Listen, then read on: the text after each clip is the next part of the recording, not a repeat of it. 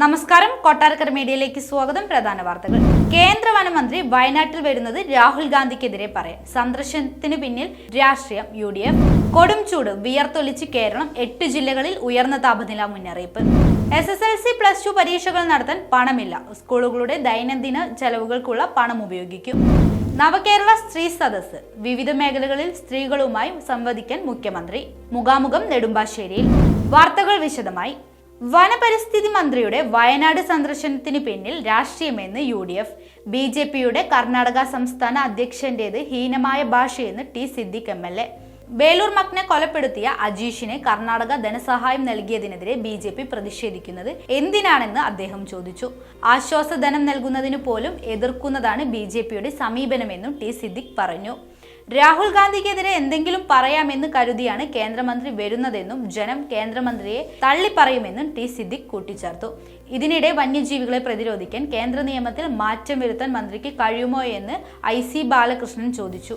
വന്യജീവി ആക്രമണത്തിൽ കൊല്ലപ്പെട്ടവർക്ക് എന്ത് ആശ്വാസമാണ് കേന്ദ്ര സർക്കാർ നൽകുക? വന്യജീവി ആക്രമണത്തിൽ നേരത്തെയും മരണം സംഭവിച്ചിട്ടുണ്ടെന്നും ഒരു കേന്ദ്രമന്ത്രിയെയും ഈ വഴി കണ്ടിട്ടില്ലെന്നും IC ബാലകൃഷ്ണൻ പറഞ്ഞു. സംസ്ഥാനത്ത് ഉയർന്ന താപനില മുന്നറിയിപ്പ്. 8 ജില്ലകളിൽ യെല്ലോ അലേർട്ട്. കൊല്ലം, കോട്ടയം, പാലക്കാട്, ആലപ്പുഴ, എറണാകുളം, തൃശൂർ, കോഴിക്കോട്, കണ്ണൂർ ജില്ലകൾക്കാണ് യെല്ലോ അലേർട്ട്. ഇന്നും നാളെയും കൊല്ലം, കോട്ടയം, പാലക്കാട് ജില്ലകളിൽ ഉയർന്ന താപനില 37°C വരെയും, ആലപ്പുഴ, എറണാകുളം, തൃശൂർ, കോഴിക്കോട്, കണ്ണൂർ ജില്ലകളിൽ ഉയർന്ന താപനില 36°C വരെയും ഉയരാൻ സാധ്യതയെന്ന് കേന്ദ്ര കാലാവസ്ഥാ വകുപ്പ് അറിയിച്ചു. ഇന്ന് ഉച്ചയ്ക്ക് 1 മണിക്കാണ് പുതുക്കിയ മുന്നറിയിപ്പ് കേന്ദ്ര കാലാവസ്ഥാ വകുപ്പ് പുറപ്പെടുവിച്ചത്. സൂര്യാഘാത സാധ്യത പരിഗണിച്ച് വെയിലത്ത് ജോലി ചെയ്യുന്നവരുടെ ജോലി സമയം സംസ്ഥാനത്ത് പുനഃക്രമീകരിച്ചിട്ടുണ്ട്. വെയിലത്ത് ജോലി ചെയ്യുന്ന തൊഴിലാളികളുടെ സമയം ഏപ്രിൽ 30 വരെയാണ് ക്രമീകരിച്ചിട്ടുള്ളത്. താപനില ഉയരുന്ന സാഹചര്യത്തിലാണ് ലേബർ കമ്മീഷണറിന്റെ ജോലി സമയം പുനഃക്രമീകരിച്ച് ഉത്തരവ്. രാവിലെ 7 മുതൽ വൈകിട്ട് 7 വരെ ജോലി സമയം 8 മണിക്കൂറായി നിജപ്പെടുത്തി.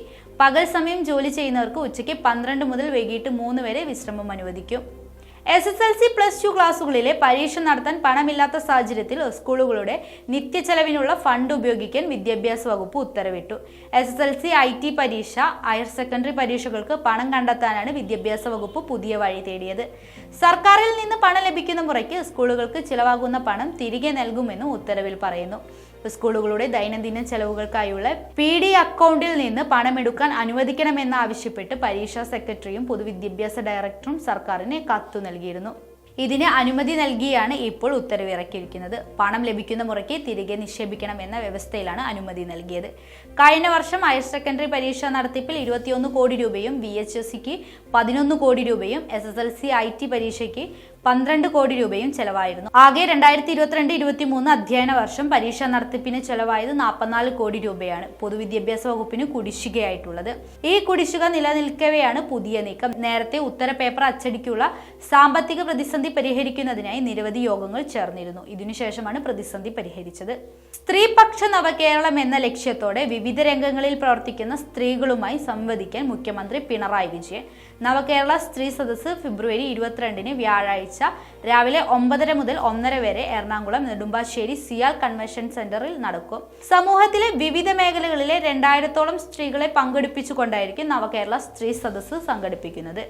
ജനപ്രതിനിധികൾ, തദ്ദേശ ഭരണ സ്ഥാപനങ്ങളുടെ നേതൃത്വം വഹിക്കുന്നവർ, വകുപ്പ് മേധാവികൾ, കുടുംബശ്രീ പ്രവർത്തകർ, ആശാ പ്രവർത്തകർ, അംഗനവാടി പ്രവർത്തകർ, ആരോഗ്യ, വിദ്യാഭ്യാസ, വ്യവസായ, കാർഷിക മേഖലകളിലെ പ്രതിനിധികൾ, പരമ്പരാഗത വ്യവസായ മേഖല, IT, കല, സാഹിത്യം, കായിക മേഖലകൾ, ആദിവാസി, ട്രാൻസ് വനിതകൾ തുടങ്ങി സമൂഹത്തിന്റെ വ്യത്യസ്ത മേഖലകളിൽ നിന്നുള്ള സ്ത്രീകളുടെ പങ്കാളിത്തത്തോടെയാണ് സദസ്സ് സംഘടിപ്പിക്കുന്നത്. സാമൂഹ്യ രംഗത്തെ ഇടപെടലിലൂടെ സ്ത്രീകളെ നവകേരള നിർമ്മിതിയുടെ ഭാഗമാക്കാനാണ് സർക്കാർ ശ്രമിക്കുന്നത്. സ്ത്രീപക്ഷ നവകേരള യാഥാർത്ഥ്യമാക്കുന്നതിനുള്ള ചർച്ചകളും നിർദ്ദേശങ്ങളും സ്വരൂപീകരിക്കാനും വിവിധ മേഖലകളിലൂടെ സ്ത്രീകളുമായി മുഖ്യമന്ത്രി നേരിട്ട് സംവാദിക്കുന്നത്.